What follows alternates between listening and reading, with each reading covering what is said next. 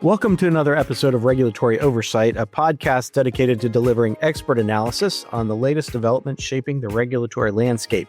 I'm one of the hosts of the podcast, Stephen Piepgrass, and I lead our firm's Regulatory Investigation Strategy and Enforcement, or RISE, practice group. Our podcast highlights insights from members of our practice group, including our nationally ranked State Attorneys General team, as well as guest commentary from industry leaders, regulatory specialists, and current and former government officials. We're committed to bringing you valuable perspectives, in-depth analysis, and practical advice from some of the foremost authorities in the regulatory field today. Before we begin, I encourage all our listeners to visit and subscribe to our blog at regulatoryoversight.com to stay current on the latest in regulatory news. Today, I'm joined by Zack Condry, co-founder of Watermark Strategies, to discuss crisis management strategies, including effective communication, PR, and the role of AI. We'll also address challenges in information discovery, data privacy, and how to go about navigating regulatory and political landscapes from a communications perspective. Watermark Strategies is a corporate communications and public affairs firm that provides strategic advisory services to help its clients manage complex corporate affairs. Zack's an expert in digital communications and specializes in addressing public affairs issues, crises, regulatory challenges, and reputation management. Before his corporate communications career, he managed political campaigns and served as a digital strategist for high-profile candidates. Zack, thanks for joining me today. Thanks for having me. Absolutely. This is a subject that's near and dear to my heart. I've worked in the comm space before going to law school with one of your former partners there at Watermark. And so I'm really excited to talk about this with you. Can you give me, maybe just start out for our listeners who aren't familiar with Watermark, just a little bit of background on the company, how old it is, where you came from, and what you do?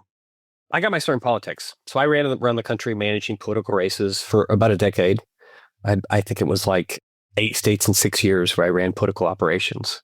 So a lot of trench work in that regard, a lot of crazy all-nighters and election nights and what have you. And that was essentially my 20s. And then I became a political consultant, primarily a digital consultant for political campaigns. Most notably, I was the digital advisor for Chris Christie during his Bridgegate election. So luckily that was mainly the governor's office, but we did get some static there. And I had a wife and some kids and a mortgage. And I said, I can't do this political thing anymore. And I went to go work in corporate communications. I worked for Edelman Public Relations, which is the largest PR firm in the world. And then I worked at Brunswick Group, which is another kind of very large, well-regarded PR firm. And since about 2018, I have run my own firm in some regard or another. Watermark Strategies, I started in 2023 with a former colleague of mine at Brunswick, Eric Hotmeyer, who's an awesome guy. He now works in the administration. So I recently got deserted and am running my own firm again. But it's all good. It's stuff that I've done before. But I've been working in corporate communications, helping companies kind of figure out difficult issues for over a decade now. Yeah, Eric's our common connection.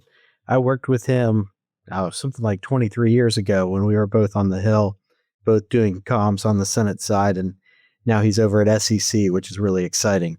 But great guy. And I was so happy he introduced me to you as you all were setting up Watermark. So you've got a great political background. And what would you say are most of your clients dealing with political issues, government issues, regulatory issues? Tell me a little bit about that sort of client mix. I think probably roughly 30% of our work is public affairs focused, right? So regulatory, helping to promote things in different capitals, whether that's DC or state capitals, promoting or killing bills, that sort of stuff, about 30%. And then the other 70s, litigation communications, crisis response, reputation management, executive positioning. Really kind of what we specialize in are difficult and complex issues and how to communicate them, right? So changing opinion. We're not really the firm you call if you want to go sell shampoo. We're dealing with those difficult, high IQ audiences like investors or employees or policymakers. And we're helping to change their kind of hearts and minds. That's our bread and butter, really. And that's the crisis communications and also helping clients who are working in the regulatory space and working with government to get their message across. Really, that's what we do on the legal side of things. And really, that's why I love working with you all, is that you understand the roles of counsel in all of this, as well as plugging in very nicely with our clients who often have their own in-house communications team, in-house communications shop. But we all call you in when the matter is really much bigger than your typical issue that can be addressed just with the smaller in-house team. It's not dissimilar from what you do. Obviously, I mean, when we work on these matters with law firms like Trout and Pepper, we let legal lead. First and foremost, legal leads. But in our kind of arena, typically with in-house is already swamped with stuff that they have to do day to day. And so then you're dumping this huge regulatory or crisis matter on top of them that they're not really used to doing. They're doing the day-to-day normal stuff of, helping to get out positive communications about the company to help, boost its share price or whatever. They are not used to data breaches. They're not used to plane crashes or whatever, which is why we get called in. That's a great point. And often my role, because of my background, is interacting with outside comms experts like you all and the in-house team. As you said, legal comes first. We do that for a number of reasons. One is we want to maintain the privilege to the extent possible. Often it makes sense for us to bring in someone like you as we're dealing with legal issues and help us think through those ramifications on the communication side and public interest side, as well as the pure legal question. The legal issues never arise in a vacuum. And when we can engage folks like Watermark through the firm, at least that puts us in the best position possible to protect our communications from a confidentiality perspective. And I think the data breach example is a perfect one. I mean, we've dealt with issues where companies have had absolutely massive data breaches. And even when they have great in-house comms teams, they've got a day job to do. 100%. And the benefit of bringing in someone like you, Zack, is you can help supplement them and focus on this issue, which is the biggest and most important one, but just as important as keeping things going at the company. And it allows the in-house team to continue to do that. Data breaches are a great example, which they used to be a lot more complex, frankly, but now they're kind of rote in the process. The playbook's kind of, with experience and these things becoming much more common and accepted, it's kind of a pretty tight playbook. Our team has worked on dozens of data breaches. I'm sure there's matters that you've worked on dozens of that you're like, oh, okay, so this is the thing. This is what we're doing. This is probably how long it's going to take. If there's an in-house communications team that's worked on dozens of data breaches, if I'm that in-house person, I'm trying to find a new job. Yes. Yep. Yeah, no, we do many of those. And our team, interestingly, we've identified those matters that are likely to lead to more scrutiny than others. And those are often the ones we would pull someone like you in on. Not necessarily the run-of-the-mill stuff that everyone's seen, but is there some additional hair on this that could draw regulatory scrutiny? You gave an example of plane crashes as well, I think you mentioned. Is that something you've handled too in your history? I've worked for several airlines, a few crashes, I think two. Namely, I was sort of the chief digital advisor for the Malaysian Airlines disappearance. Wow. So I was working for a PR firm, and if you recall, Malaysia Airlines wasn't doing a great job of communicating what was going on, and the whole world cared about this thing. And at the time, or I guess still now, the Malaysian Sovereign Wealth Fund owned Malaysian Airlines. And so the Sovereign Wealth Fund and the Malaysian government said, enough of this. We're hiring a real firm.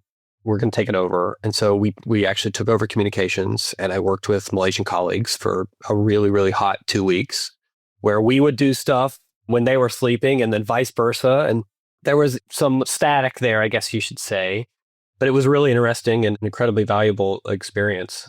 Really, our main goal there was everybody cared about it. So our main goal was just be as transparent as possible, use facts and empathy. These people have lost their families, or there's other family members that are on other Malaysian Airlines flights. So you want to really kind of take the temperature down and say, hey, we really care about this. We care about you. Here's what we know. Here's how we know it. Here's when we think we're going to find out more information. And relaying that from a digital perspective, within that hot 2 weeks, was quite difficult, but I think we took the temperature down eventually. Yeah, it's experiences like that when you're in the trenches that they're really hard, but you learn so much. Yeah. And a story from that is, I talk about the static of when each team is sleeping. So we built this website and we want to show facts and empathy with a timeline. We've got hugging families, all that sort of that imagery, you really want to convey that we care. And go to sleep, wake up one morning and the entire site is grayscale. So it's like black and white. So I call Malaysia and I say, hey, what's going on? And they go, well, in Southeast Asia, gray is a sign of mourning. And I said, well, we've talked about our audiences and it's the entire world. And the world might not necessarily know about that. Can we turn it back color? And they're like, no. So the site ended up being like grayscale, like an old dot matrix type printer situation for the remainder. Wow. And you just have to deal with that. Right. Cultural differences. Totally. And that may be an extreme example, but we all have them. And especially when you deal with not just international issues, but regional differences. Keeping those things in mind and being able to roll with the punches is important. One of the things we were talking about as we were getting ready for the podcast was audiences and thinking about how to frame things for different audiences. Could you speak to that? And I'm thinking it's not just when people think about PR, they think about public relations, right? It's the public. But you as a comms professional and outside counsel who often works with in-house counsel and with folks in the PR world, we think about it a little bit differently because there are so many different audiences that you're really speaking to in a crisis situation. Really, I want to ask my clients, and I do every time we have an engagement, particularly one that's a little hairy, who is your audience and what do you want them to do? So we have to figure that out first because everything else is noise. You only care about your investors, you only care about your employees or policy, whatever, right? The other stuff takes a backseat. But let's take those key audiences that you really care about. How do you want them to receive this information? What do you want them to do with it? Whether it's take action, whether it's do nothing, sit on your hands and do nothing. There's certainly a lot of that. And then let's work backwards. How do we get those audiences to do that thing we want them to do? Which then helps us build out tactics. It helps us build out, okay, what platforms do these people post and consume news and engage with news? Right? Great. Okay. Well, there's another piece of that backwards puzzle. And then strategically, what does that look like? And so eventually you kind of back into a comms plan, which oftentimes can quite help what you're doing as outside counsel because we're helping to shape that opinion around the case. Yep. That's a great way of putting it. We often think about, you mentioned you've got employees, you've got the frontline folks who are actually answering the phones and may need their FAQs and talking points. Sure. You've got the top executives who report then in turn to the board. There's another audience. And then you've got the general public, and separate from the general public are the customers or clients of the particular business. And then you've got the other audience, which is the regulators. Maybe it's state AGs, maybe it's state AGs from a lot of different states, each of whom has their own interests. Well, and that could be different groups of how they view different policy perspectives or their political makeup or geographic whatever, right? You could slice and dice that group a million times. Exactly. And then you may have a federal regulatory overlay. Congress may be looking at the issue, or the FTC, SEC. And then you've got courts if there's parallel litigation, and plaintiffs' attorneys and prospective plaintiffs and class members. So I think our audience can begin to start to understand the complexity of all of this and why it is that I think it's so important that as early as possible, when you're dealing with a regulatory situation that is as a potential crisis, that you bring in someone like Zack to be part of the team and begin thinking about the audiences, shaping the message, and think about, again, very early on, what's your ultimate end game? And which audience is most important to communicate to reach that ultimate best result for the company. Yeah, that's right. And, the quicker we get away from Gen Pop and the more refined kind of audience mapping we have, the better off we are. Because if we really take care of those audiences that we care deeply about, then the reputational stuff will follow. Great point. So, Zack, one of the things that I love working with you on is you're at really the cutting edge of digital communications. And I've seen your demos for different tools that you offer. And I think it adds a whole additional component to the way that you can communicate with those audiences in a really targeted and specific way that can be extremely effective. Can you talk maybe a little bit, share with our audience about what you're doing in that space? So the latest developments. I know AI is top of mind right now. I'm sure that's something you're thinking about too. Oh my goodness. AI, it's coming for us all.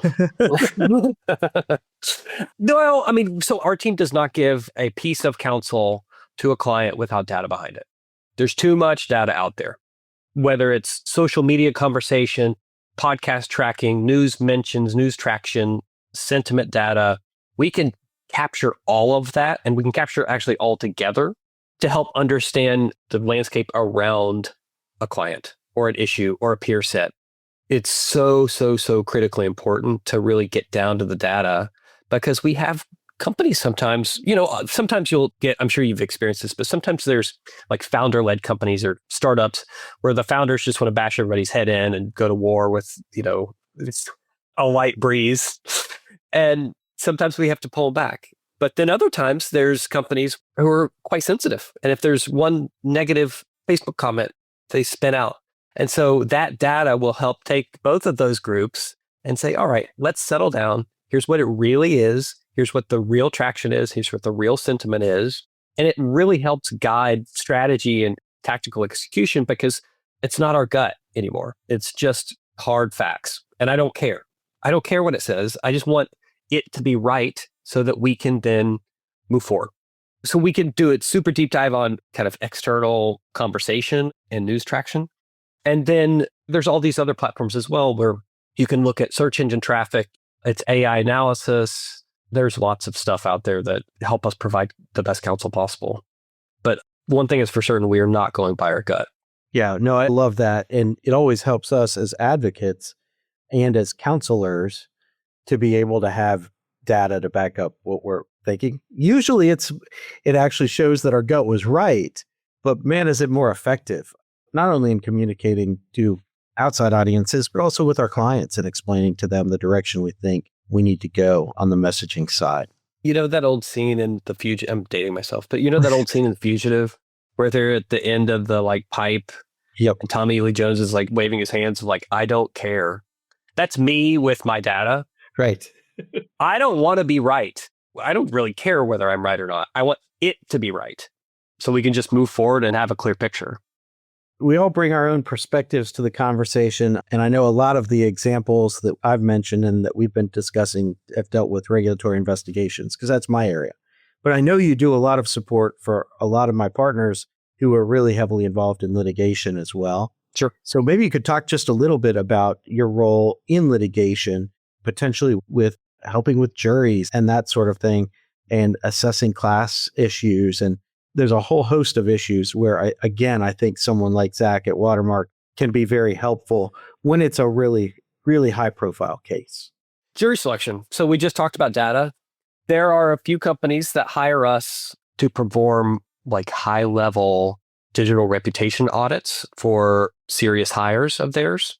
We can take that methodology and the reputational analysis and help better understand juries.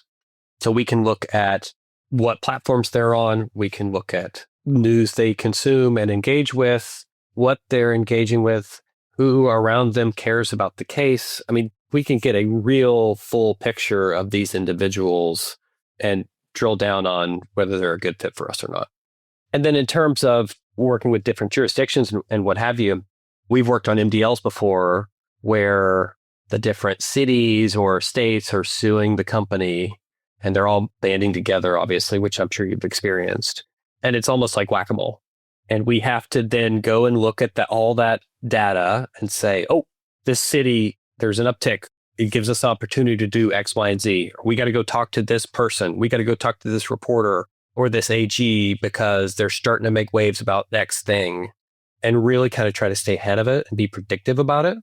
It's not always the case, right? Again, it's kind of like whack-a-mole sometimes, but that data really helps us look around corners and tamp down some of the heat that can come from those multi-jurisdiction issues.